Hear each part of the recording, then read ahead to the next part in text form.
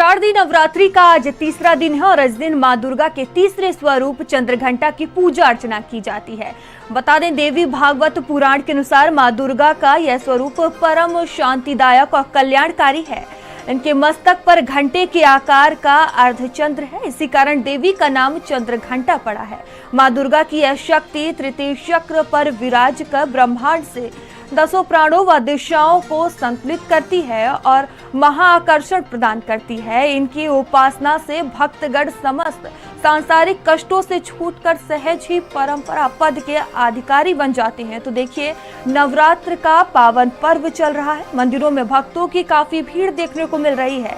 आज नवरात्र का तीसरा दिन है और भक्त बेहद ही उत्साहित नजर आ रहे हैं। माता के भक्तों के लिए आज का दिन बेहद ही खास माना जाता है। तो ब्रह्म मुहूर्त में उठकर स्नान करें, पूजा स्थल पर गंगा जल से छिड़काव करें। इसके बाद माता का ध्यान करते हुए 5 घी के दीपक जलाएं। माता को सफेद कमल या पीले गुलाब के फूल या माला अर्पित करें। मां दुर्गा को फूल अर्पित करने के बाद रोली, अक्षत और पूजा की सामग्री आदि कपूर और दीपक से माता के सुबह शाम आरती करें। आरती के दौरान पूरे घर में शंख और घंटा बजाएं। और विंध्याचल मंदिर के पुरोहित राजन महाराज हमसे जुड़ चुके हैं। पंडित जी, बहुत बहुत स्वागत है आपका भारत समाचार में। देखिए, नवरात्र की शुरुआत हो चुकी है, नवरात्र का आज तीसरा दिन है, तो इस बार की नवरात्र कितनी खास है और क्या कुछ महत्व है? देखिए, आज नवरात्र का तीसरा दिन है और यह शारदीय नवरात्र प्रारंभ हो चुका है, जिसमें कि हम आपको बताना चाहेंगे कि इस वर्ष जो नवरात्र लगा है, इस पे भगवती का वाहन हाथी है। यह महालक्ष्मी के रूप में ये यहाँ पर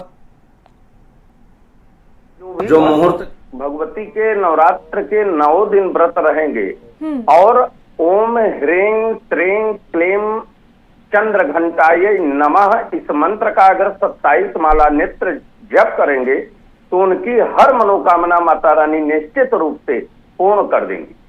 और यह जो विंध्य क्षेत्र है, विंध्य क्षेत्र के विषय में कहा गया है कि विंध्य क्षेत्रम समम क्षेत्रम नास्ति ब्रह्मांड गोलके विंध्य क्षेत्रम परम दिव्यम पावनम मंगलप्रदम। इसके समान पूरे अनंत कोटि ब्रह्मांड में दूसरा स्थान नहीं है, ऐसा हमारा अवसनस पुराण में इसका उदाहरण दिया गया है, जो कि यहाँ पर माता विंध्यवासिनी का दरबार लगा हुआ है। ये वही शक्ति हैं जिनसे सारी देवी और देवता का वो प्राकट्य हुआ है और अंत में इन्हीं के चरणों में सभी देवी देवता समाहित हो जाते हैं। इसलिए इन्हें इस स्थान को मणि द्वीप कहा गया है। पंडित जी, भक्त माता की पूजा अर्चना कैसे करें कि उन्हें फल की प्राप्ति हो? जी जी जी जी मैं आपको बताना चाहूंगा कि जैसे आज अपने घर के ईशान कोण में लोग कलश की स्थापना किए हैं पूजा पाठ के लिए, एक योग्य विद्वान को भी बुला करके वो कलश स्थापना करवाते हैं और डेली पंडित जी वहां जाकर के नित्य प्रतिदिन माँ का पाठ करते हैं।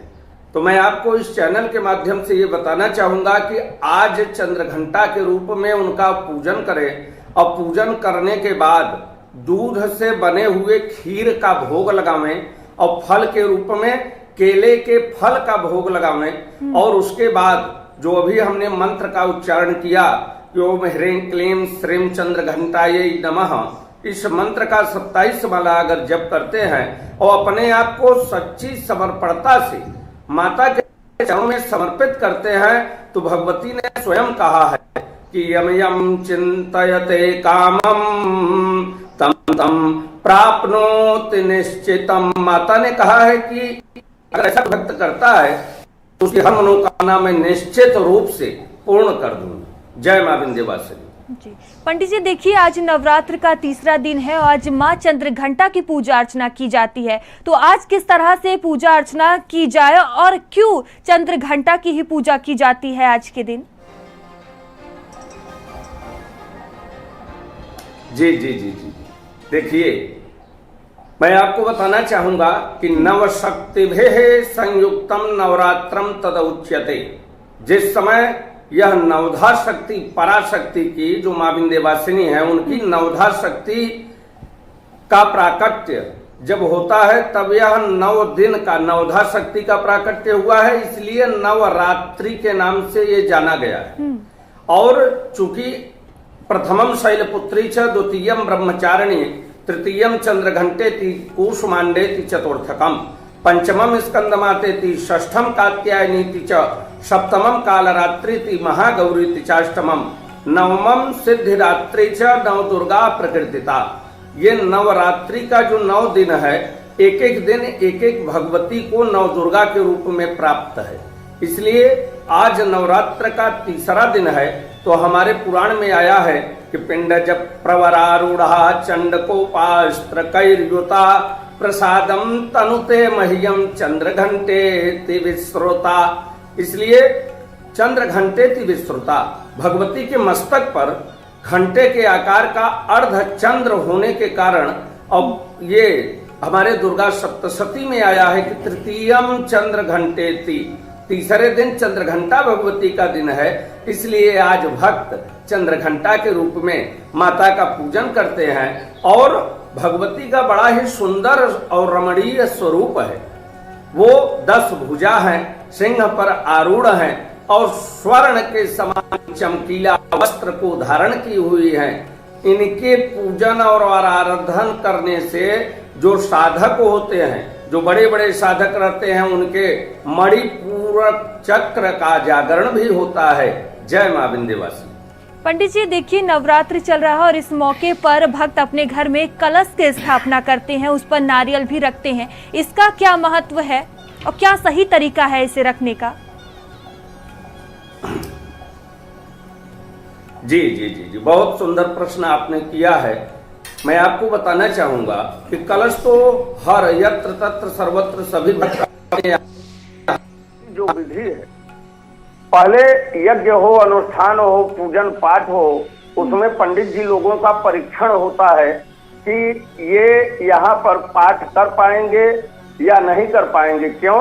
क्योंकि हर पंडित जी, हर ब्राह्मण पाठ नहीं करते हैं, ऐसा जो है प्रमाण हमारे शास्त्र में लिखा हुआ है। भगवान ने अर्जुन से कहा कि प्रतिमा ते अधिकम पुण्यम ब्राह्मणस्य तु पूजने अविद्यो वा सविद्यो वा ब्राह्मणा माम की तनु। ब्राह्मण पूजन के लिए है, चाहे वो विद्वान हो या मूढ़ हो। लेकिन अगर विप्र हो गए, उन्होंने वेद का पाठ किया है, वेद का अध्ययन किया है, तो वो विप्र हो गए। तो हमारा इस चैनल के माध्यम से यही कहना है कि एक अच्छे विद्वान का परीक्षण के बाद लोग जिस प्रकार से भयानक रोग होता है किसी के परिवार के सदस्य में, तो वो परीक्षण करते हैं कि कौन से डॉक्टर सबसे अच्छे हैं, ताकि उनके पास मैं जाऊं और हमारे जन बच जाएं। तो इसी प्रकार से एक अच्छे विद्वान को बुला करके कलश की स्थापना वैदिक मंत्रों के द्वारा यदि आप करेंगे, तब वो कलश की स्थापना शास्त्र के अनुरूप होगी और वही आपके लिए फलदायी होगी। जी पंडित जी, देखिए नवरात्र के मौके पर भक्त जौ बोते हैं, तो जौ का क्या महत्व है और क्या कारण है कि इसे बोया जाता है?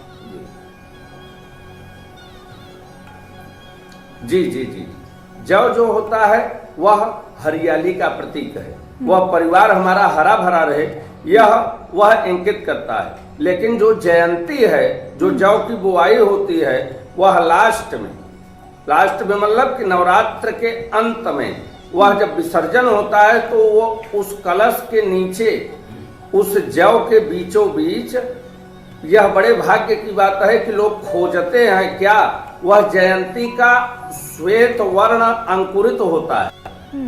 और श्वेत वर्ण अगर अंकुरित हो गया तो सोने के सलाई से उसको निकालते हैं और उसको यंत्र में भर के, सोने के यंत्र में डाल करके अपने गले में धारण करते हैं। और इसके करते ही उनके ऊपर अपार महल।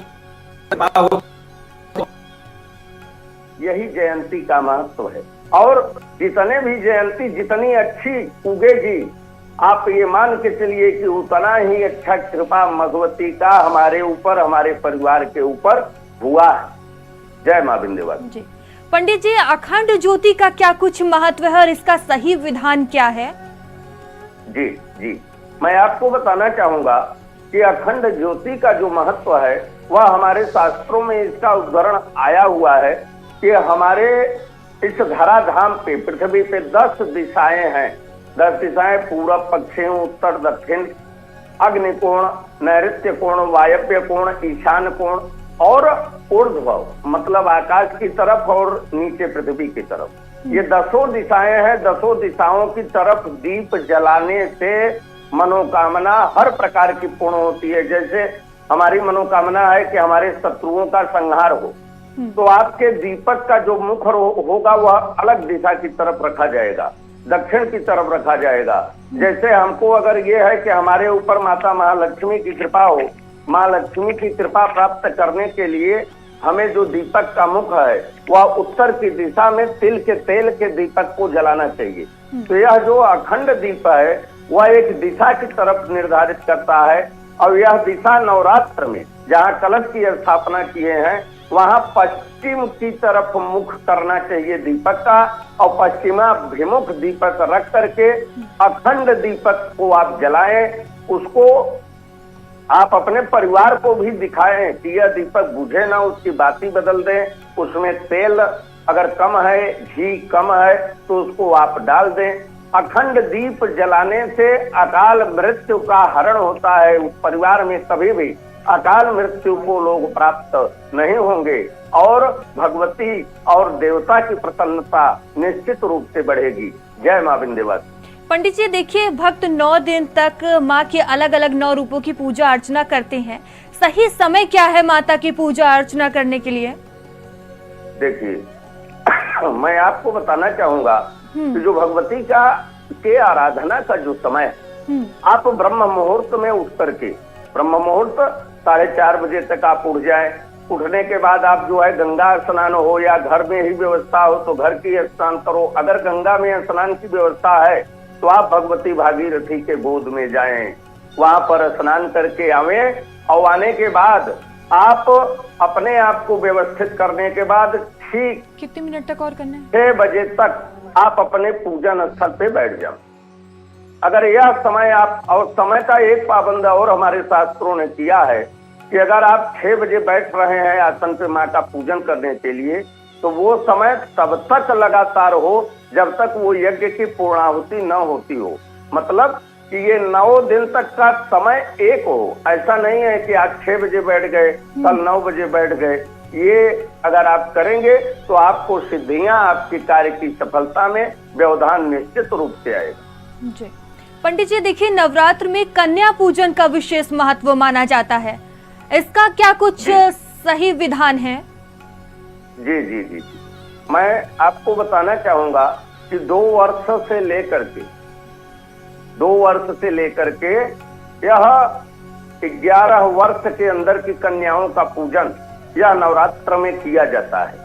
यह जो 9 कन्या का पूजन किया जाता है, 9 कन्या में एक बजरंगी होते हैं छोटे बटो, और एक भैरव जी के रूप में। चूंकि माँ दुर्गा के आगे बजरंगी और पीछे भैरव, इस प्रकार से ये दोनों लोग लगे रहते हैं, तो 9 कन्या का पूजन 9 दुर्गा के रूप में करते हैं।